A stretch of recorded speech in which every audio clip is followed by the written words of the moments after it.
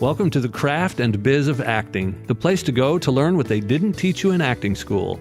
When you're looking for the next step in your acting career, we've got you covered. With your host, monologue expert and founder of monologuestogo.com, Joyce Story. Hello, fellow thespians. You are listening to the Craft and Biz of Acting. I'm your host, Joyce Story, and we're here to explore the nuts and bolts of auditioning and performing. Today's guest is Jon Paterson. Jon has been an active and award-winning member of the Canadian theatre community for the past 25 years and has performed in numerous theatres and festivals, including the Just for Laughs Comedy Festival in Montreal, Canoe Theatre Festival, Workshop West and Mayfield Theatre in Edmonton, Rogue Festival in California, Living Arts Centre in Mississauga, the Winnipeg Improv Festival, and the Vancouver Comedy Festival. Originally from Winnipeg, he received his training from MacEwan University, where he studied both theatre arts and production. Jon's awards include the Dora Mavor Award for Boy Groove, the Sterling Award for Pilk's Madhouse, and the Outstanding Male Performance winner for House in Orlando. You can find out more about Jon at astortheatre.ns.ca or ribbitrepublic.com. The links are in our show notes. And welcome to the show, Jon. Thank you, Joyce. Wow, I am so excited to have you here. And the biggest reason I am so excited to have you here is to tell our audience how far back we go. Oh, very far back. Yes, I haven't seen you since maybe 1992. Oh my gosh. It might have been. Time goes by quickly. Yeah. I was your teacher. Yep. And I taught you theater, and I helped you get your very first theater job, which I'm extremely proud of. You did, yes, you did. It was, thank you for that, by the way. You're welcome. So, I am just so proud of you. I love the fact we had such a talented group of people back then. We really did. Yeah, I mean, I remember, bits and pieces, of course, but the reason why I got into theater to begin with, because I had a crush on somebody. Oh my gosh. And she was taking musical theater class. So I didn't know yes, that's originally. I actually just wanted to be a rapper when I was a kid. Oh yeah. I wanted to. I wasn't. I was. That's all I wanted to be was a rapper. I don't know, and I didn't really know anything about drama or anything. But I had a crush on somebody, and so she was taking musical theater class. So I said, okay, I'll take that too. And then I just discovered that I loved it. And I remember we did Oliver. Wow. Yeah. Oh my gosh. And then I got a line. You gave me a line, Joyce. I gave you a line and you were great. Murda was the line. Murda. Right? Murder. Cockney for murder, I guess. And I got to shoot the gun. That's right, you did. And then you were the lead in our original musical. Yes, Gratitude. Now, I look back at that musical very fondly because everyone was so invested into it. Like, everybody who was in that play really believed in it. And that's really when I cut the bug. That's when I really cut the bug. I mean, Oliver is fine and dandy, but Gratitude, we all believed in it, and and everything from the design, like I remember the set design was so colorful, and the music and the direction, and that's when I really sort of decided, okay, I need to try to make this work, make a living out of this. Wow, that's really cool. Yeah. I mean, it's nice, as a teacher, it's really exciting when you plant a seed and somebody waters it and it grows into a gigantic elm tree. But like, you just never know. You don't realize how things are landing, because at that time I was just so focused on the show, and because it was an original show and there was so many rewrites and so many edits and so much, it was a big show, but it was a fantastic show. I mean, artistically it was a really great show. But that's very interesting that you got it. There are so many people who've gotten, especially men, who've gotten into theater because they had a crush on a girl. Yeah, I know. Mean, that's such an age-old classic thing. Oh man, it's wow. Funny. And cut to, here we are in New York City, and last night I saw you on your debut. Was that your first performance here? Second performance. At the Soho Playhouse, and you were doing a show that was a Fringe show, correct? It was, yeah. It's called inescapable. I'm looking at the postcard right here. And it got picked up into New York because you had done it in the Toronto Fringe Festival. Yeah. So Darren Lee Cole, the artistic director of the Soho, he travels around to different Fringe festivals and picks out his favorites. And we were lucky enough to have him come see it while we were in Toronto, doing the Fringe there, and he loved it. And he offered up us this spot here at the Soho, and I couldn't be happier. I'm really pleased. Yeah, and it's great. We've been touring this for. We do the Fringe circuit every year, and we've been touring it for the last 3 years. Wow. Yeah. That's fantastic. Now, tell me about that, because I remember when you first called me out of the blue and said, "Hi, friend." I think you texted me on Messenger. You texted me, "Hey, friend." I was like, "Oh my gosh, what a blast from the past." And then we spoke on the phone, and you said something that really struck me, which was why I wanted to bring you in for the podcast. You said, "I've kind of made a career in the Fringe." Yeah. And I wanted you to tell, because a lot of actors don't know what, besides, I want to be the next big thing, superstar, A-list actor. A lot of actors don't realize there are so many opportunities for actors to work and to get paid and really hone their craft and do what they love. Well, yeah, I mean, it's not for everyone, and independent theater is not for everyone. Just the same way as getting my resume together and getting a headshot and finding an agent and going out to auditions wasn't for me. But it for some people that might be their way of going. I tried that in 10 years ago. Had the agent, went in Toronto, which is our Canada's New York, I guess you could say. And we, I did all those things, just went out and all that stuff. And I just got disillusioned after a while. I just started thinking to myself, I'm not creating, I'm not performing. And it's got to change. So I had already been doing Fringe at this point, and my agent would reluctantly let me go on Fringe tours because she knew she wasn't getting the 10% or 15%. She says, "Okay, go on your Fringe tour and I'll see you in September." And eventually I just said, "Look, like this is the way I like to live." So now it's so many facets to it, but I started doing Fringe in '93 was my first Fringe, Winnipeg Fringe.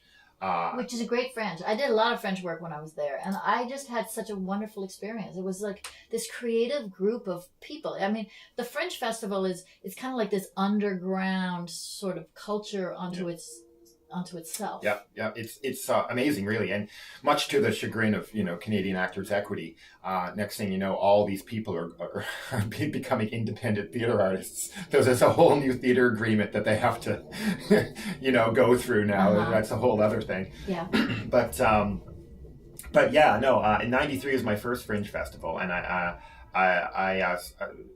thought that I could, this was pre-training, I went to get my training from college/university and, all that stuff aside. And before you do anything, you need mentors. You need to shut your mouth and open your ears and listen to people who've been in the biz and learn from people. I mean, that takes a few years. And in fact, you never stop learning. So, outside of that, once you have some tools that you've learned, being an independent theater artist is not that hard. Fringe festivals is a amazing way to not only hone your craft, but to self-produce and tour around, see North America, see the world if you want to, if you're inclined to. But the Canadian Association of Fringe Festivals is a group of fringes, including American fringes. Orlando is one of them. Indianapolis is another one. Boulder, and it's a association of fringes that have these main components to it. And one is it's completely uncensored. The other one is it's you enter the festival with a lottery, right? So it's not juried. Right, so you get in by a lottery, and 100% of the box office goes back to the artists, which is really cool. So you have to sort of pay your admin fee to begin with, but then once you're in, all the money comes back to you. So once you've applied to all these fringes, the circuit starts in Orlando, which is by far my favorite now. It's become my favorite. Orlando, Florida, Orlando right? Fringe, yeah. Starts in Orlando Fringe, or Florida, and ends in Vancouver Fringe in September. So it starts in May, ends in September. And once you get into all these fringes, you just go from fringe to fringe to fringe, doing your show. Now, there's a lot of ins and outs to that. You know, you need to have a little bit of producer savvy to your product. You know, you have to make it look good. You want provocative images. You want to hound the press to get, you need the Facebook ads. You need the social media presence. And you need to be flyering. So it's a lot of hard work. But if you have a show that sells and you can make, I don't want to put a figure on it, but you can make a living. You can make a living. You can make each fringe you can make a few $1,000s. If you're, some shows sell out. God is a Scottish Drag Queen is one of the biggest hits that's on the Fringe right now. That's fantastic. And he can pull in 15 grand gross. This is all Canadian money, by the way. 15 grand a Fringe. But at the very same time, you can be, dreaming of a huge Fringe run, a story about, how you lost your dog and you go in the Fringe and it's a, devised theater piece about you and your dog and nobody comes and you've lost thousands of dollars. So the dichotomy is huge. And even from Fringe to Fringe, it's huge. But it's that way with commercial theater too. Yeah. Only you're talking about millions of dollars of investment. Yeah. And opening night can be closing night. There's no formula for what is going to sell and what is not going to sell. I mean, there are very savvy producers who have a very good idea of what will sell and what won't. But you don't necessarily know. You don't necessarily know. So another thing that we've sort of, or I've realized is acting and producing is not the only way to make a living on the Fringe. So there's one of the third largest Fringe in the world is in Edmonton, and it's obviously very big. I knew it was big. I didn't know it was that big. We go Edinburgh, Adelaide, and I guess maybe Perth is probably third now. Perth, Australia, and then Edmonton would be fourth. Wow. Yeah, Winnipeg would be fifth. Yeah. Fantastic. Yeah. So what me and a friend of mine have discovered is if you don't get into the Fringe, you can do what they call bring your own venue. So you can say, oh, I didn't get into the lottery, but I have a bar downtown. I'm going to do my show. Is that cool? And the Fringe would say, yeah. So you can get into the lottery or you can BYOV. Oh. And back in 2011, me and Sydney discovered that we could bring our own venue and put shows in it. So in 2011 we went to the French Quarter in Edmonton and we made our own venue out of a banquet hall and we put 8 shows in it. Good for you. Fast forward to now, we have the largest off-site hub in North America and we program 3 venues.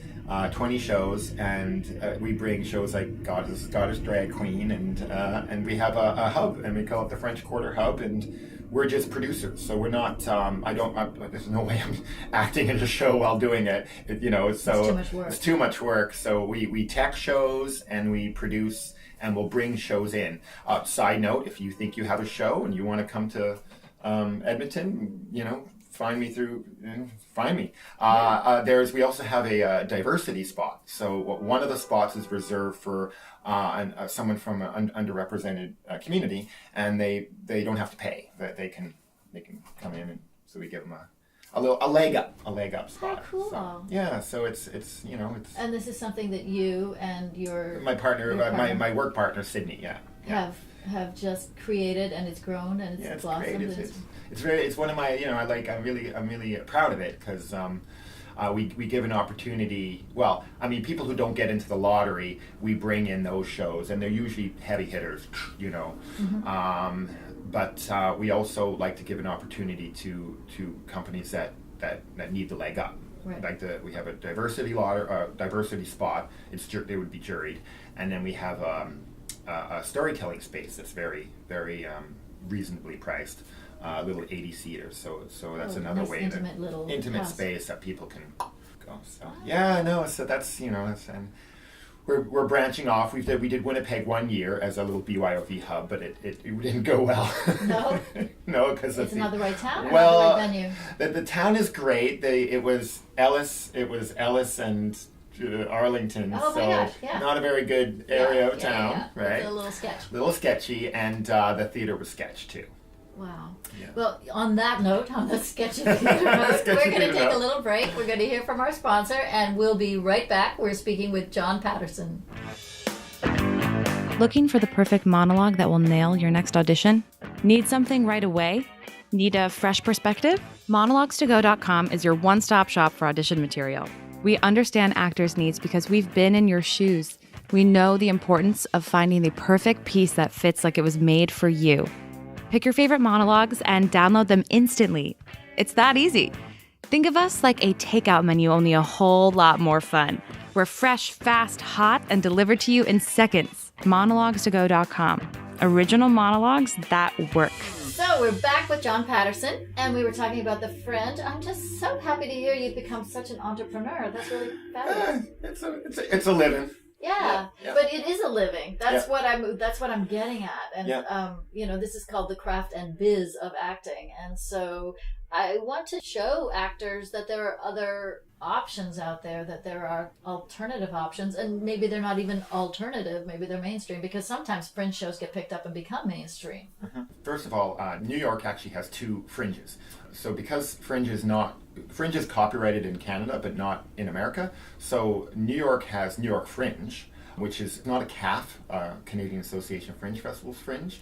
I'm not sure the actual logistics to that Fringe, but it's not 100%, and it might be a lottery, but I'm not sure if it's a lottery. But New York also has Frigid, which is a festival in March run by Horse Trade Theatre, which has all the aspects of uncensored, unjuried, 100% of the box office, lottery to get in. So that's sort of the American equivalent to the Canadian. Yeah, the New York equivalent to the Canadian Fringe would be Frigid, which is in March, and I would recommend applying to Frigid or Fringe actually. I don't know too much about New York Fringe, but Frigid I know more about. But I would recommend definitely finding Horse Trade Theatre, and that would be the Fringe. But sorry to interrupt. No, I was just going to say, but on our break, you were mentioning the fact that last night when you were doing a show, the people that were coming in right after you are now potentially going to work with you in Edmonton. Yeah, I'm always looking out for different companies and productions who might not have heard of the Canadian Fringe Festival circuit. So I met them yesterday, and I told them about our hub that we have, and it's just good to have that sort of exposure. Also, I run a theater in Nova Scotia, and we also program Fringe companies throughout the year. For those Americans, Nova Scotia is on the east coast of Canada. Yeah, sort of like a little hop and a step north of Boston, as it were. Yeah. So and we program that as well. So there's a bunch of opportunities for independent artists to sort of make their way on that circuit. Now, America also has a USAF, which is the U.S. Association of Fringe Festivals, and that's a whole other sort of fringe circuit as well. They both talk to each other. The main difference is funding. You know, in Canada you have more grants, more arts grants, and in America some American fringes, it's hard for them to do the 100% of the box office because they're just not getting the federal funding. Right. So it might be more of a 60-40 split or a 70-30 split, but still a great time nonetheless. Fresno, California has Rogue, which is super fun. Since there's one in Cincinnati's got a really good fringe festival. I recommend every fringe. But you don't have to tour. Like when I did the Fringe Festival, I did it in Winnipeg, and then we did not tour. So you can do a Fringe Festival, and you don't have to. Yeah, you don't have to tour. Yeah, you can only do. I mean, a lot of people just pick the big ones: Winnipeg, Edmonton, Orlando. Those are the big ones. Actually, Minneapolis is also a big one too. So do you write? Are you a writer? You know, I would say I'm more of a collaborator than a writer. I've collaborated on a couple shows in the past. I don't consider myself a writer. I think that's probably lower on the totem, below maybe sound design. But are you a good sound designer? You know what? There's two different kinds of sound design. There's compiling and then there's composing. I'm not a composer. And if people and I respect people who compose in their sound design. If someone gets me to sound design, I'm a compiler, which basically means YouTube searches and YouTube to MP3 website, whatever exists at that time. My husband calls that Google.com. Yeah, exactly. I'm a Google.com designing. Yeah, I'm a Google designer. Yeah. Yeah, that's actually I'm going to do that from now. That's a Google. Yeah. I'm a Google designer. Yes. Sound designer. Yeah. But so what I'm getting at is, as an independent artist, you really need to create your own work. So even if you're not a writer, you can collaborate with other people who are strong writers, because you need original work to do a Fringe festival, correct? Or a Fringe show. You can do The Tempest if you want. You can do Christopher Durang or David Mamet if you like.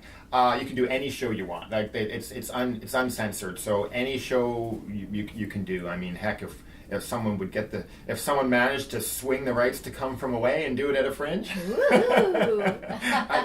if you have a mind to do so, you can. Now, speaking of Come From Away, I just want to tell our audience about our connection with Come From Away. My husband is a theatrical lighting designer, and he did the Broadway show and subsequent tours and other spawnings of Come From Away.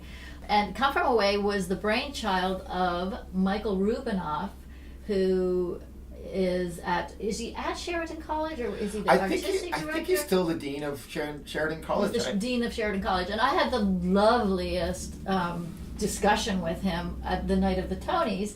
And Irene and David, who are the writers, who are also just lovely. I've had numerous conversations with them. You've done Fringe shows with Irene. Well, no, not Fringe shows. Murder mysteries. Murder mysteries. And I was going to actually talk about another way to diversify your income within the industry, and one is standardized patient gigs, craft shows, and also murder mysteries. So me and Irene, years ago, I used to do a couple slickster murder mysteries, which I probably shouldn't say too much. but that just goes to show you how the career can grow, because here's Irene, she started there, and now she was Tony nominated. They won a bazillion awards all over the place, and they're making a movie of Come From Away. Oh, that's great! And we used to travel around in Ontario doing the murder mysteries. And Michael Rubinoff, years ago, again 10 years ago, Michael was the Darren Lee Cole of 2006, as it were, because he scouted out our boy band musical, and he gave us a run in Toronto, which was just amazing. Just such an opportunity to do a run in Toronto and go on the subway and see your face in the ads and do the Blue Jay, sing the Blue Jays anthem and that kind of stuff. And it was just such a, we were young enough that we were still sort of like hip, late 20s, early 30s, but we were old enough that I can really appreciate, the I don't want to say blessing, I don't want to say luck, but, just the opportunity that he gave us, him and Derek Chua. So he picked up a show that you had already created? Yeah, we were doing Toronto Fringe. Again, Toronto Fringe is not the hugest Fringe for box office, but it's definitely a good one for producers to come and see. They will come and see. It's like a trade show. It's like the trade show Fringe. So this shows you how you can use something to parlay it into something else. Yeah. So work begets work. I always say you're going to make a lot more connections doing anything than you are sitting in your apartment. Oh yeah. There's that meme. I wish I can find it. I'll talk while I'm trying to find this meme, and it's actually quite beautiful. It compares a working artist to a non-working artist, and I'm just going to give me one second here, and I'll try to find it. So just while you're trying to find it, you did this show that you self-produced. You went to the Fringe. Michael Rubinoff picked you up, and he produced your show, and that's what you won the Dora Award for. Yeah, so we won the Audience Choice Dora of 2006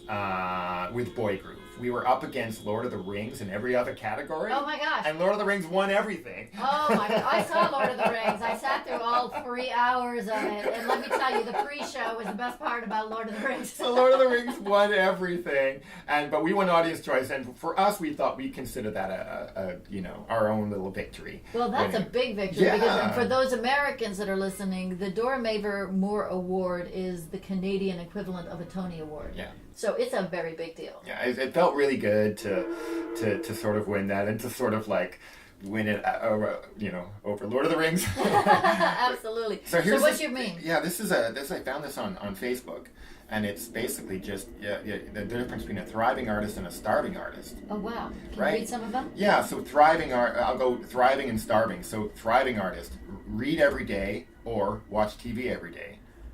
Thriving artist, compliment. Starving artist, criticize. Thriving artist, embrace change. Starving artist, fear change. Right? Forgive others, hold a grudge. Talk about ideas, talk about people. Continuously learn, think they know it all. That's a big one.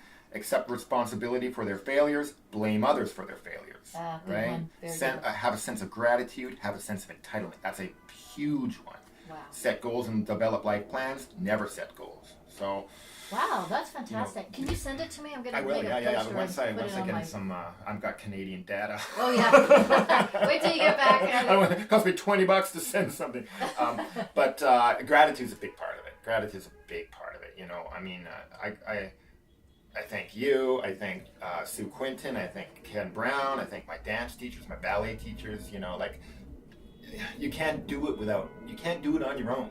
No. Mentors are huge. It's important to recognize a mentor, and it's important to appreciate that mentor and learn from them. Yes. Yes. And not be afraid to be vulnerable. That's another thing about learning this craft. Especially performance. It is about vulnerability. And if you're afraid to be vulnerable, and if you're afraid that it makes you look bad or sound bad or whatever, you're not gonna. I mean, I'm sure you can park and bark at the dinner theater, sure. But if you really want to delve into the craft, yeah, you have to be vulnerable. I totally 100% agree with you. I mean, you kind of have to bleed. Yeah, you kind of have to bleed, Yeah. and a lot of people don't want to. Like I've read these things about Stanislavski is a theory, Stanislavski theory. I'm sure we all know it. The Stanislavski system. Well, I call it a theory because it's a lot like music theory, right? I mean, David Mamet has a theory, right? So, to me, I call it a theory only because it's not the only way, right? Personally, there's a lot of Stanislavski's system, which I buy into, but emotional memory I can't because I'm not going to think about my own life. I think about that character's life. And I draw from there as opposed to drawing from personal experiences. So that's where I differ from, and David Mamet's like, you stand up and speak straight. Right. That's his theory. Well, but it's true. There are varying schools of thought of how to get there. Mm-hmm. But Michael Chekhov, Meisner, yes. Right? Grotowski, right? I mean, it's all brilliant. It's all beautiful. Yeah, yes. But it's the one that calls you. The one that works for you. Richard Purchenko, Jacques Lecoq, Richard Purchenko, right? Right. So that's the clown, version of the theory, right? Like it's it's amazing. It's enriching, It is. But I think it's very important to find the I don't want to say method because I don't want to use the word as a method actor, but you find what works for you to drill that hole. I mean, to get down the well, to get down to the depths of the layers of who that person is that you're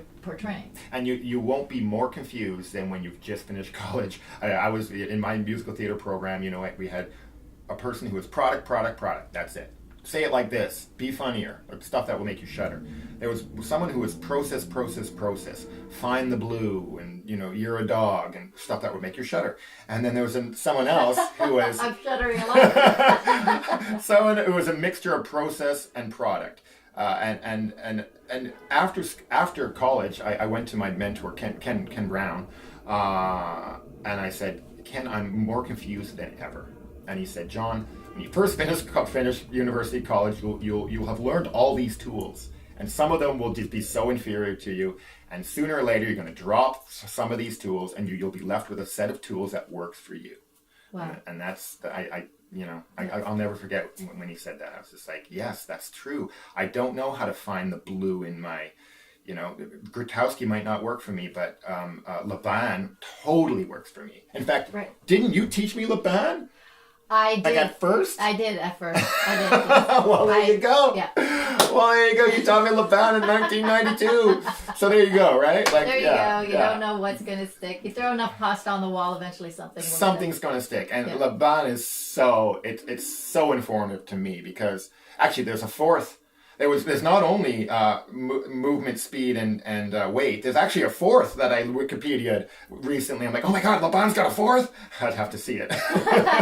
But yeah, like that to me, that informs, physicality and characters. Now we're talking about the craft. Now we're talking. I know we segued right into the craft. I want to segue back to totally. dinner theater. Yeah. You mentioned dinner theater because you happened to mention to me, I think last night after your performance, about how your first job in dinner theater, which I got you. Which I you just got wanna me. say, again. Celebrations Dinner Theater, Winnipeg, Manitoba. Yay! Shout out to them. So you said that it really informed your work. Oh, very much so. So what it did for my work, well, in a nutshell, it made me aware of the audience, and it made me aware of how to create a connection with the audience. This is very important in circus. Any sort of interactive performances and any sort of direct address, if you're doing storytelling. Dinner theater, right away I was thrust into like talking to, like in this dinner theater, you're bussing and you're taking orders while in character. And obviously I didn't really care about the bussing or the taking orders. I was mostly concerned about my relationship with these people and shticking is what we called it. I don't know what I'm shticking. And I would shtick with these audience, and it really taught me how to read an audience, whether they want more or want less. Ooh, that's good. How to connect with them. Some kids wearing a Rangers hat, you bring up the Rangers and the kids on your side, things like that. You look around, this person looks like he probably lives in the country. Okay, let's bring up something that we know that they would enjoy about that, and it informed me with circus performing. I became a stilt walker. Oh, did you really? Yeah, stilt walker. You mentioned circus a couple times. Yeah. I was going to ask you. Yes, so clown and circus. So clown, I also, if people want to learn, dance and clown. If you just want to be an actor, sure. But if you really want to be an actor, dance and clown are two of the sort of side things I would recommend taking. But yeah, no, I got into stilt walking, and with stilt walking, you're a roving performer, and that is very important. Yeah, to sort of read an audience member. They're all your audience members, right? Right. And even with clown, like one of the clown rules that I learned from Mike Kennard, who Kennard had he had Pachenko teach him, and Pachenko had Lecoq teach him. So there's a lineage right there. He was my Obi-Wan to my Anakin, and he taught me how to let the audience in, and it's hard to describe, but it's once you do it, once you just sort of appreciate that audience when they're there, especially direct address, then you're like. So that's what dinner theater taught me in a nutshell, but not nutshell because I've been babbling about it. But also, also your raw skills like improv and saying yes, and but also, your relationship. Yeah. But I think breaking that fourth wall is really important. Like you said, that basically what you said is you're reading an audience while you're acting. So you haven't just shut down and become lost in your character. Your character is now interacting with a human being, pedestrian. And I think that gives you so many skills and so many places to go with it. Yeah. I mean, you could go 6 different ways when you're interacting with another person. You treat the real person the way you would treat an actor who's playing opposite you. I love it. That's why a couple things on that. I mean, obviously, if you get cast in nothing but Chekhov all your life, you're probably that fourth wall is going to be built. But if you're if you have the opportunity to do a show where direct address is a part of it, it means so much. I mean, like we're not just the idea that I call it "at you, bless you." Because there's a company, Monster Theatre from Vancouver, and they do history shows. They'll do like Napoleon, and there'll be a guy, and it'll be I'm Napoleon, right? But if someone sneezes in the audience, they'll go bless you, right? Yeah. They're not pretending. They're not pretending that they're in you know, in a bubble, or in, you know, the Napoleonic, you know, France. A quick little anecdote about why I couldn't stand the fourth wall. Like in general, I hate the fourth wall. I know in Escapable we have to have that fourth wall, but in general, I hate the fourth wall. I was watching 42nd Street in Perth, Australia, in a quarry of all places, and they had this huge rolling set. A guy was parked, barking downstage center, oh, whatever they do, and the wind picked up, and it rolled the whole set right by him, downstage left, and halfway into the orchestra pit. And he just stood there, nothing, stood there.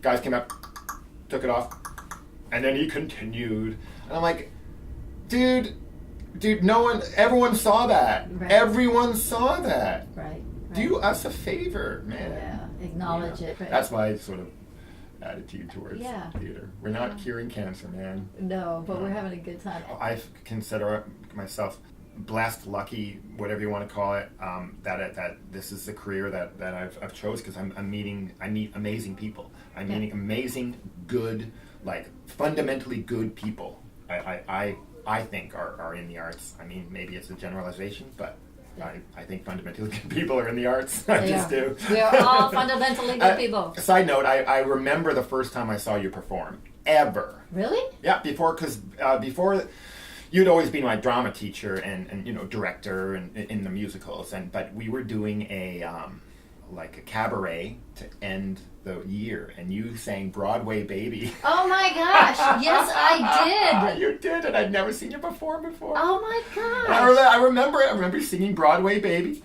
and I also remember one of your shticks was not being able to hit the low note.